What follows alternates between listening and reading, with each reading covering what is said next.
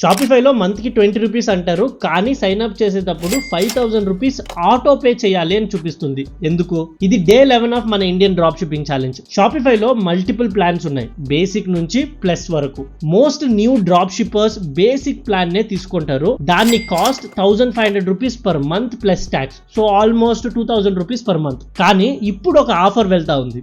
అదే first 3 months కి only 20 rupees per month. So sign up చేసేటప్పుడు పేమెంట్ డీటెయిల్స్ కంపల్సరీ ఇవ్వాలి. అలా ఇచ్చేటప్పుడు Shopify 5000 rupees auto pay enable చెయ్యాలి అని అడుగుతుంది. దాన్ని చూసి పానిక్ అవ్వకండి, ఇది జస్ట్ పర్మిషన్ మాత్రమే, అమౌంట్ కట్ అవ్వదు. సైన్ అప్ చేసేటప్పుడు జస్ట్ 10 రూపీస్ ఛార్జ్ చేస్తారు. ఆ తర్వాత ఎవ్రీ 30 days కి 20 రూపీస్ పర్ మంత్ ఛార్జ్ చేస్తారు. 3 months తర్వాత వాళ్ళు పిక్ చేసుకున్న ప్లాన్ ఛార్జెస్ పడుతుంది. మన కేసులో 2000 రూపీస్ పర్ మంత్ కట్ అవుతుంది, అది కూడా 3 months తర్వాతే. సో ఈ వీడియో చూసిన తర్వాత మీకు క్లారిటీ వచ్చింటే నన్ను ఫాలో చేయడం మర్చిపోకండి.